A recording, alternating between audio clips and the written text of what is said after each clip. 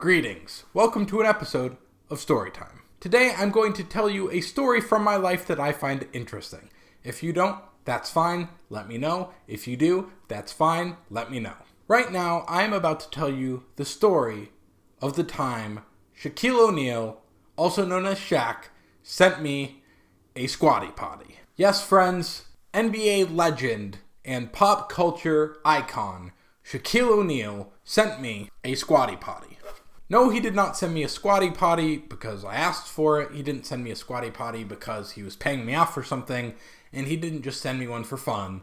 He sent me one because I beat him in a game. Yes, I beat NBA legend Shaquille O'Neal in a game.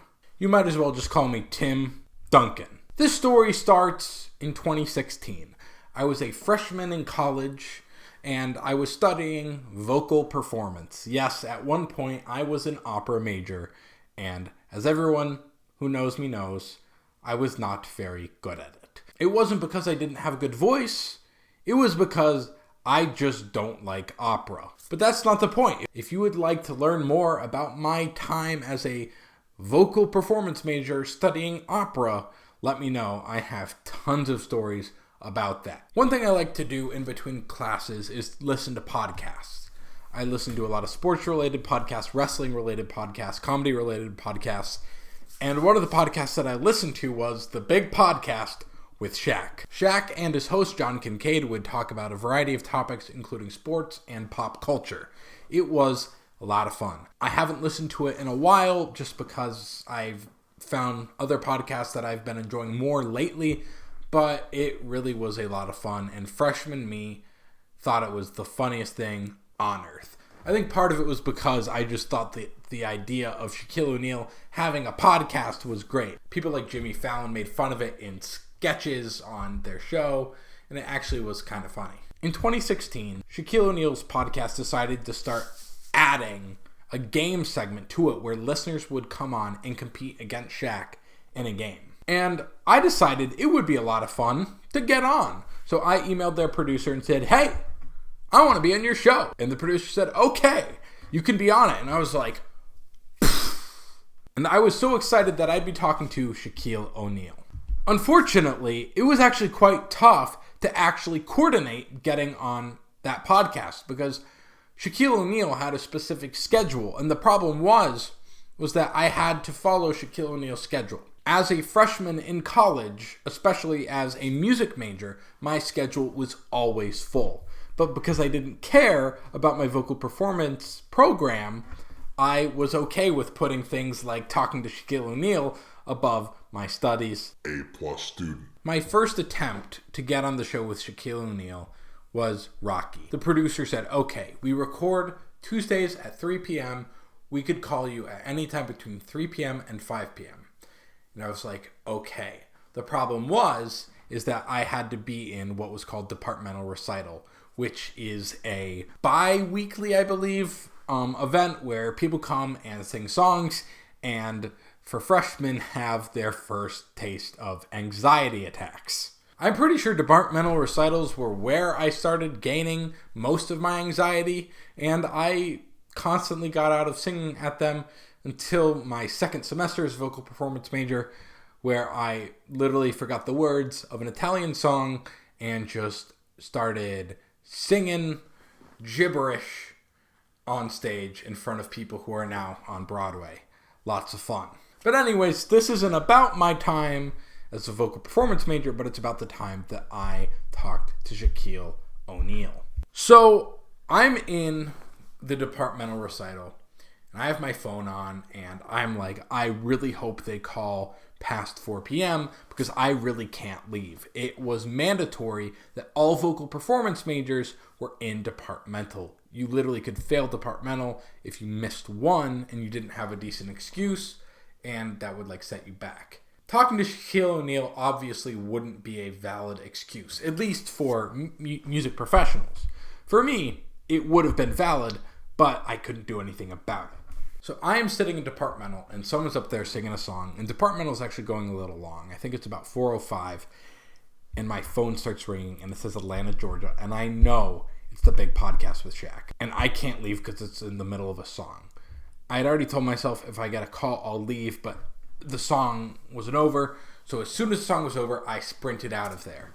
And of course, I missed it. They even mentioned on that week's episode of the podcast that some guy named Tim blew them off and they were going to go to the next contestant. Shaq threw some shade at me, and it still haunts me to this day. But I was still determined to get on, so I sent him an email and said, I'm so sorry, I was in a class, and I would love to do it again. So they said, that's fine, we'll do it next Friday at 3 p.m. The problem was, I was literally going to be on a bus going to Buffalo. The reason I was going on a bus was to visit my then girlfriend, who totally wasn't worth visiting because it was like $50, and I went to visit her, and she wouldn't even visit me, and she had a car, and I'm still salty about it, and fuck you, ex-girlfriend. But anyways, if you want to hear more about how that relationship ended, let me know below. I'd be glad to spill some tea. But anyways, so I'm getting ready to get on my Greyhound bus, and I'm like, I'm probably going to have to do this game literally on a Greyhound bus. And I was worried that some old lady was going to come up to me and be like,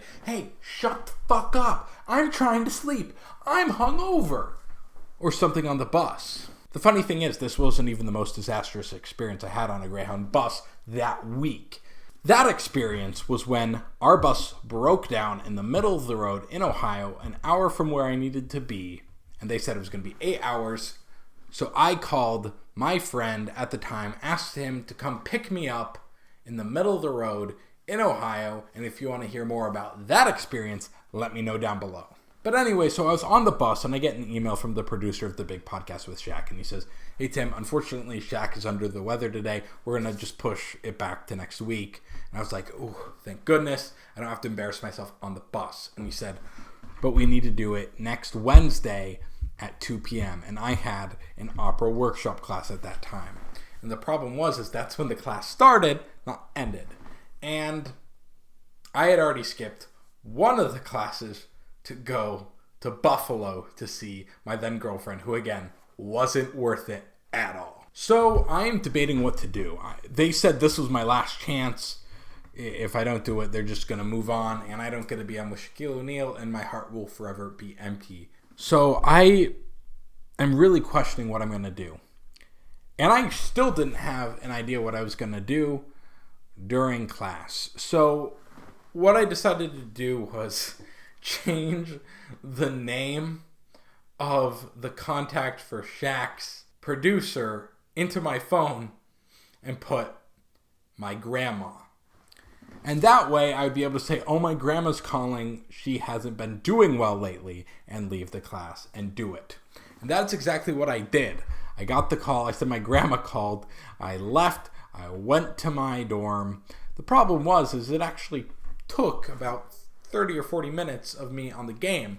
And so I totally forgot that it was very likely that one of my classmates was going to come in and see me talking on the phone and having a great time. And that's exactly what happened. And luckily, this classmate was very cool, didn't say anything. I still think she judges me to this day about it, but it's okay. But anyways, I was on the show, and I don't exactly remember what game it was, and I just am not going to do my research right now and try to find that episode because I still cringe at my performance on it.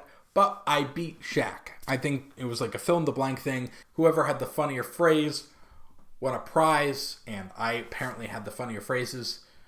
Either that or they just felt pity on me, and they gave me the prize anyway. And my prize was a Squatty Potty. Not only did he send me a Squatty Potty, but he also sent me a crown with poop emojis that I gave to my dad because I love him very much. So that's the time Shaquille O'Neal sent me a Squatty Potty. I hope you enjoyed reliving that with me. It still kind of haunts me to this day, but it is a great story to tell. Please let me know if any of the stories that I mentioned in this story are stories you'd love to hear me tell. Let me know what you think about this. Let me know what you think about my videos in general. Please like, share, subscribe, and also please send me 15 ham sandwiches. I need them for when I trek across the Wonka factory. Thank you so much for watching, and have a great day.